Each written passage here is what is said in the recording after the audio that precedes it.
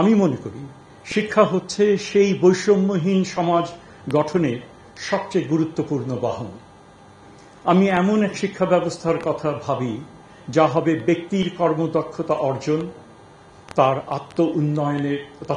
আত্ম উন্নয়নের উপযুক্ত পথ, যা হবে আর্থসামাজিক উন্নয়ন ও বিজ্ঞান প্রযুক্তি ভিত্তিক উৎকর্ষে সহায়ক, এবং যা হবে সামাজিক ন্যায় বিচার প্রতিষ্ঠার লক্ষ্যে মূল্যবোধ সম্পন্ন নাগরিক তৈরির উপায়।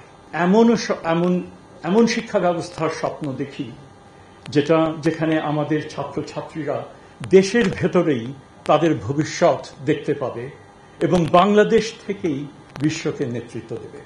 আমি এইটুকুই বলবো, এবং আমি মনে করি এটা হয়তো একদিনে হবে না, 1 বছরে হবে না, 5 বছরে হবে না, কিন্তু তার জন্য যে বেস যেটা তৈরি করে দেওয়া এবং তার যে অলরেডি উদ্যোগ অনেকগুলো নেওয়া হয়েছে, আমরা মনে করি অনেক কিছুই আছে যেগুলো হয়তো 8-10 মাসের মধ্যে যায় সরকারের মেয়াদকালীন সময়। যেটা বললেন যে ছোট ছোট বিভিন্ন জায়গায় নানান রকমের রাষ্ট্র হয়তো আছে, সেগুলোকে ঠিক করে সেটাকে কার্যকর করা, দ্যাট ইজ দ্য গোল।